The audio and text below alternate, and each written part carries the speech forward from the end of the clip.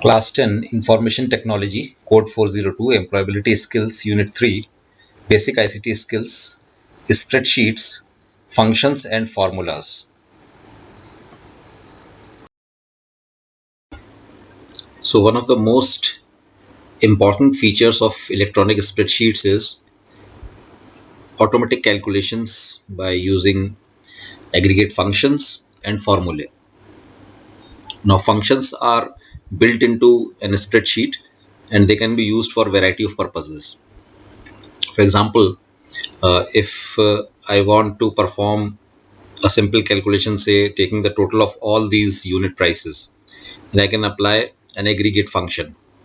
Or I might want to take the average or want to find out the maximum or minimum value out of this set. I can use aggregate functions. Aggregate functions are called so because they usually work on a set of values. They don't work on a single value. They are to be given a set of values on which they perform the calculation and then they return the result. That's why they are called aggregate functions. So let us see first of all how do we apply simple aggregate functions very quickly. If you see here, I have this unit price values. I am selecting it here. They all are selected. Then in the home tab itself, I can go here on the very right hand side and open this list. Some common functions can be accessed from here. I can take the sum, average, or I can count the values or find out the maximum or minimum value out of these quickly here. So if I click on this sum option under auto sum drop down, right below the selection, I get the answer. Let us see once again. I select it, and if I go to auto sum here and I take the required function, right below the answer appears. Did you notice how the values are adjusted? Excel is intelligent enough to figure out the next available blank cell and put the value there. Here is the average. So that's very quick. This is the total and this was the maximum unit price. And this is the average unit price. These are the quick calculations which can be done as I showed you here. Let me get rid of this. Let us move on to the next. How do we access the functions? If I have these figures selected, the same feature is available if I go to formulas tab. The same drop down is here. Did you notice? Now let us see how do we insert more functions using a feature called insert function. So here I put the cursor where I want my result of calculation to be. Then in the formulas tab, I go for this option, insert function option. As I click on it, insert function dialog box comes over and it provides me the list of the most recently used functions here, which are commonly used. And I can have either all the functions listed or I can select the category of the functions and accordingly I'll get the list of those functions. If I select all the functions which are available in this version of Excel are listed here. So let's go a little simple. Let's go for financial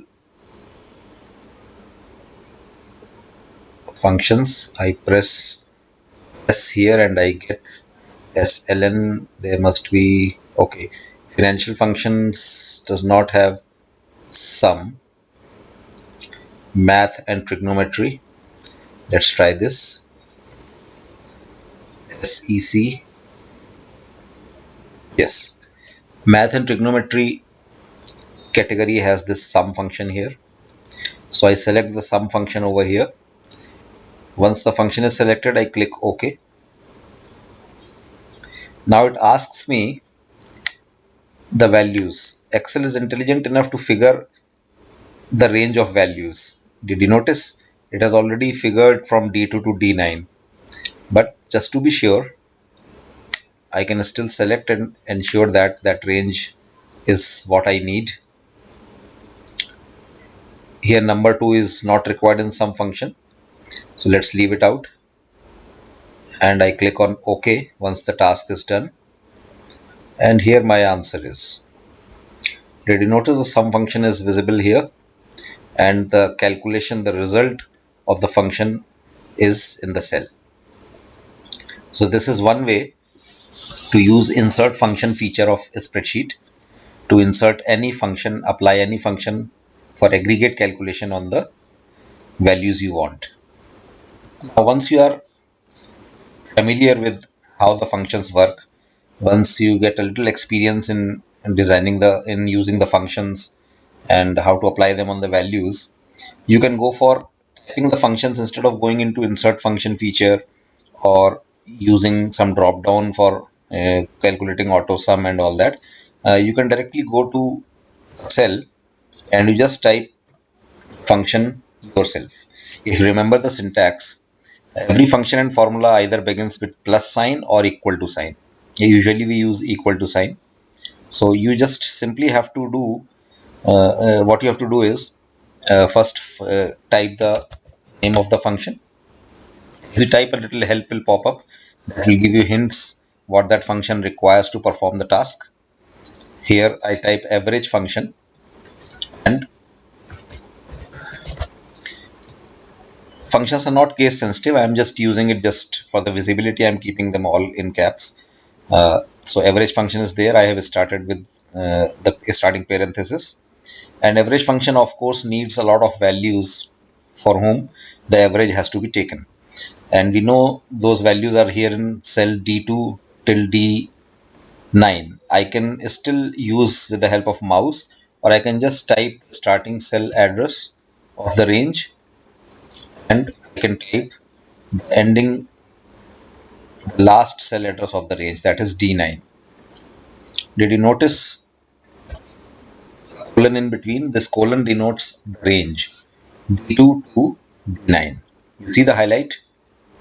If I press enter, here is the answer. I can double click into the cell, and here is my function for editing. Instead of D9, if I say D5, it will calculate that much only. Again, click here. It is open for editing. I can grab the handle from here and drag it down to include the other cells like this. Fairly simple. And I press enter. So this is how it works.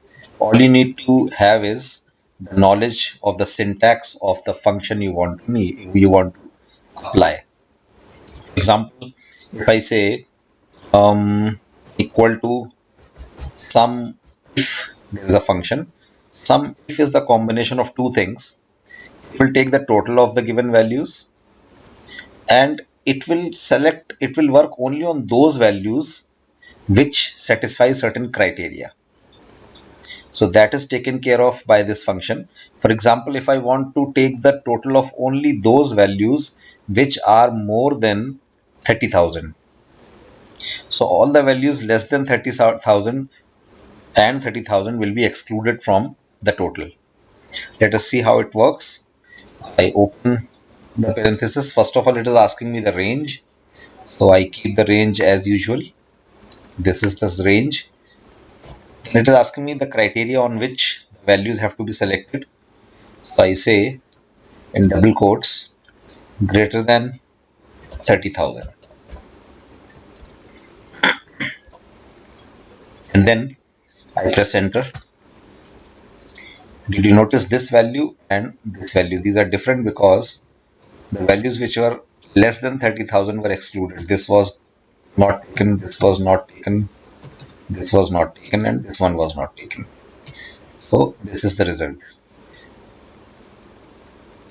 So it depends what kind of function you are using, and a function might take one parameter, or these are called parameters separated by comma.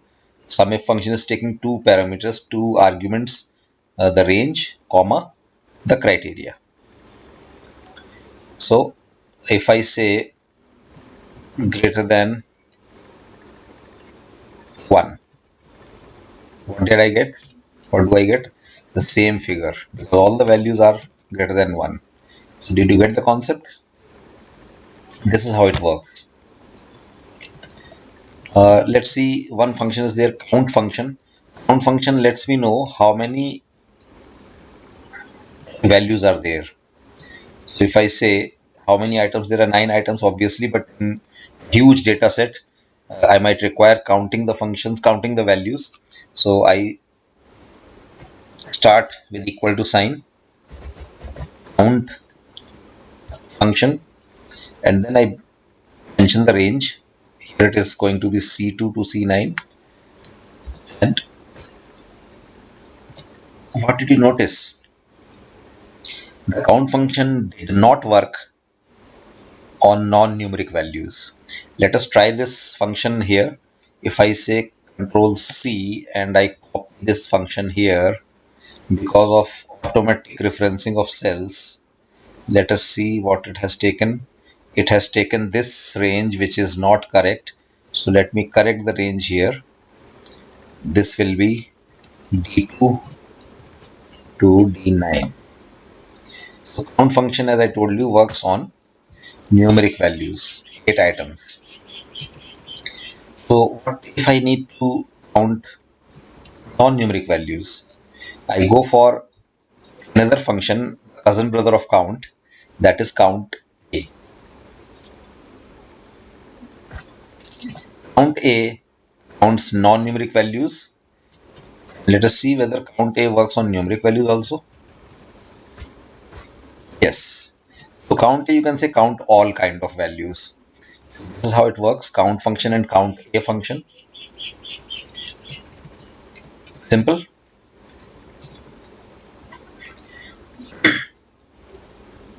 So this is how it works. Then there are certain very interesting functions. One of them is if function. If function is very interesting and it helps us in performing calculations depending on some criteria. It helps us in taking decisions on the values and then take the action accordingly. For example, if I say equal to if function, so first of all, it will ask me what kind of test or what kind of criteria you want to give. So our criteria will be adjusted, will be based on unit price, let's say. So if I say if the value in cell D2 is greater than, let's say less than, not greater than, less than 40,000. So if cell D2 is going to have 40,000, any value less than 40,000, then is denoted by the first comma. And as second argument, what will I give? I will mention the value I want if this given condition is satisfied. We know it will not be satisfied. You see, here it is 53,200 and I am going to calculate for less than 40,000. So whatever I am going to calculate here will not happen. But anyway, let us give it. We are going to calculate discount. So I will say calculate the discount on cell D2, the value in cell D2, discount percentage, discount, let's say 0.10, that is 10% of the value. Another comma, the third argument going into this if function. What is the third argument? Third argument executes when the given condition, this condition, when the given criteria is not satisfied. So in our case, it is not going to be satisfied. So this third argument will execute actually. So here, let's assume that in that case, if value is not less than 40,000, in that case, whatever is there in the concerned cell, that is D2, we will calculate the discount as 15%. This finishes this if function. So how does it work. What does that mean? The first argument is telling the criteria to be checked in the cell. Second argument is the calculation which will occur, which will execute if the given criteria is satisfied. If the given criteria is not satisfied, then the third argument will execute. Let us see. 7980 is 53,200. I make it 100. See, 10% because this value is less than 40,000. And if it is more than 40,000, it is the 15% of the value. Let us copy this down to other cells. Did you notice for less than 40,000, that is 20,000, 10% of the value is taken out. 50,000 is more than 40,000. So 15% of 50,000 makes 7,500. So this is how this calculation is done. So all you have to know is what all various functions are there, what arguments do they take, and you have to be very careful in referring to the cell addresses, the cell ranges. You have to know on which values the function is going to work, and those values somewhere you have to pass as either the range or individual cell addresses. So this is how aggregate functions work. Let us take another scenario to understand this if function. And this was a simple scenario, straightforward scenario. Let's assume that we are going to give discount on items depending on the category. There are three categories, A, B, and C. I want to give discount to the items A category as 5%, B category 10%, and C category 15%. Now there are three checks which have to be done on which cells? Column B cells. These cells are to be checked for the category whether it is going to be A, B, or C. And calculations will be done on D column cells, that is unit price, these cells. So if we go in the context of cell B2 and D2, let us see how does it work. Let us understand first in simple English. That means if cell B2 is a category, then what has to be done? The discount will be 5% of cell D2. If D2 is having the value B, that is item category B,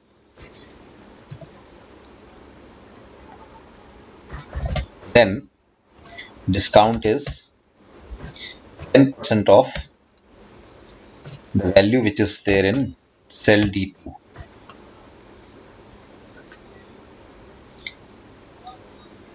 And if cell B2 has the value C, then the discount is going to be calculated as 15% of the values in cell D2. So this is logic. Let us apply this logic in discount column. I am going to remove this. Let us calculate for cell D2.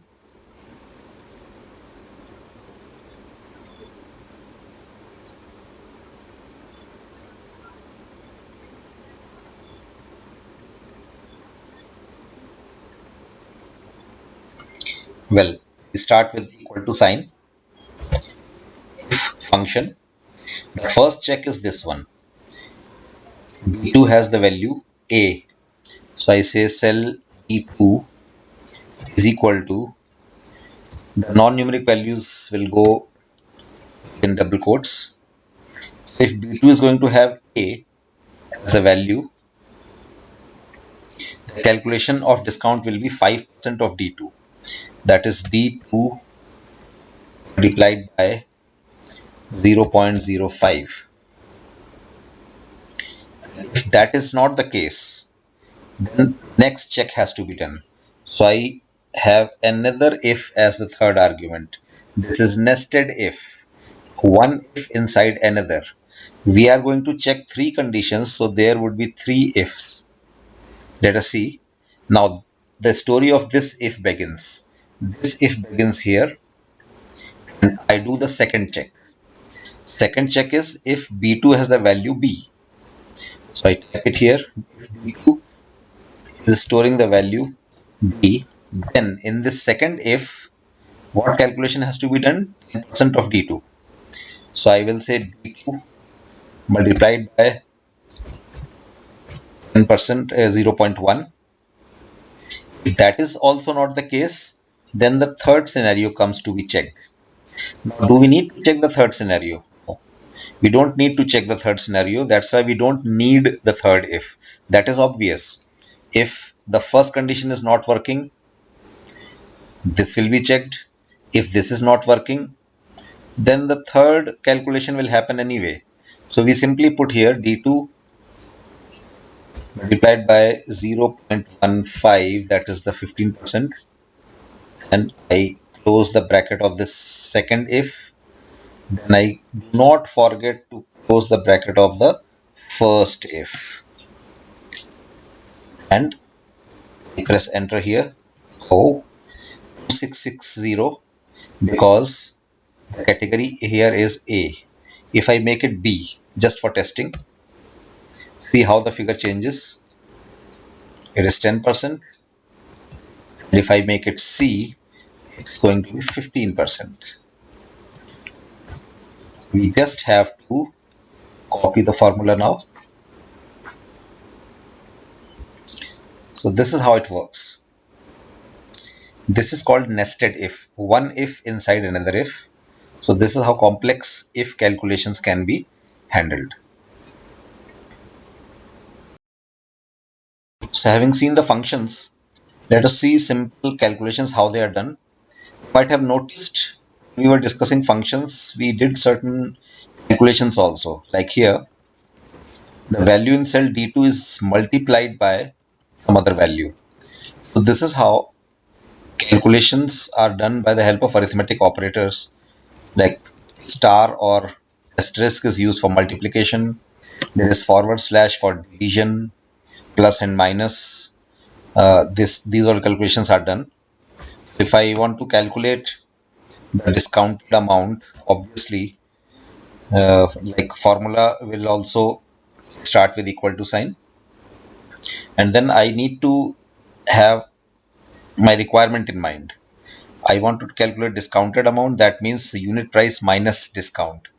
So what will I do? I will pick up the first unit price which is in cell D2, and I will simply use minus sign, and then I will subtract the discount for this unit price that is in cell E2.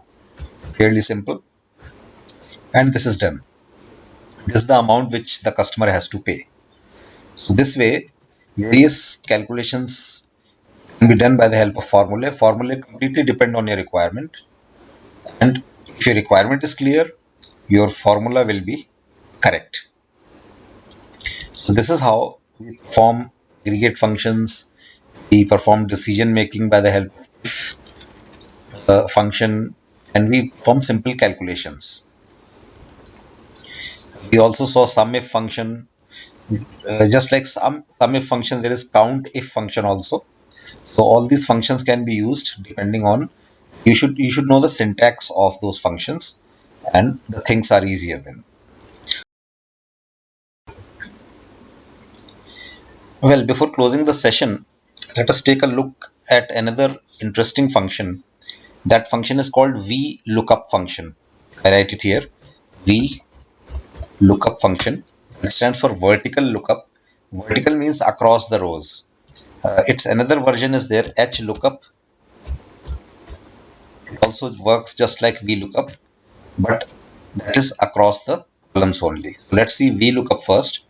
What does VLOOKUP do is, VLOOKUP is very useful in finding multiple values in a set of cells. For example, here we're calculating discount as 5% for A category, 10% for B category, and 15% for C category items.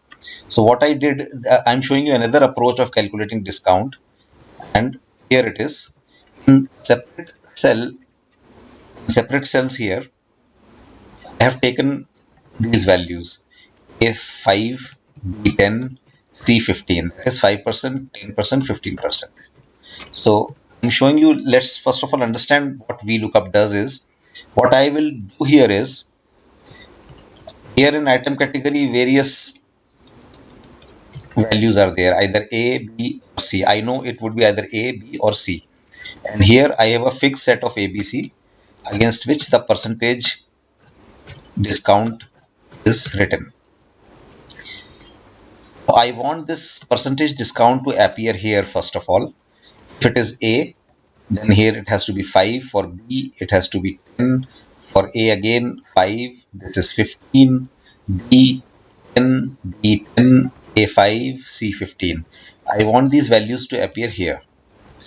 That can be done by VLOOKUP function. Let us see how.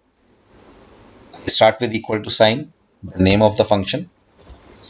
Now VLOOKUP begins here. First of all, I have to mention which value I am going to look for. Now the value which I am going to look for is in cell B2.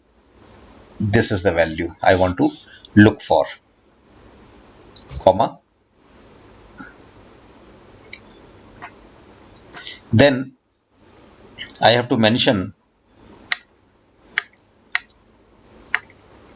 in which set of cells I am going to look for this value. Those set of cells is here. I have selected the entire set which is applicable, and it asks if that value is found in that set, which of the columns should be used to pick up the value. So I want, if A matches A, then 5 should be picked up. In which cell 5 is there? In which column 5 is there? In this entire set, there are only two columns, column 1, column 2. So here I mention the number of column, that is 2 in my case. So did you get this concept? VLOOKUP asks you which value to find. Then it asks for the range in which that value has to be found. And once that value is found, which of the column numbers should be considered to pick up the value you need. So here it is. I press enter and I get a 5 here. I copy this down, I get 10 for B. Did you see? If I copy it down again, I see an error. Why this error? Let us see. Let us go into the edit mode of this. Can you figure out the error? We have, in wake of copying, we have moved out of the range.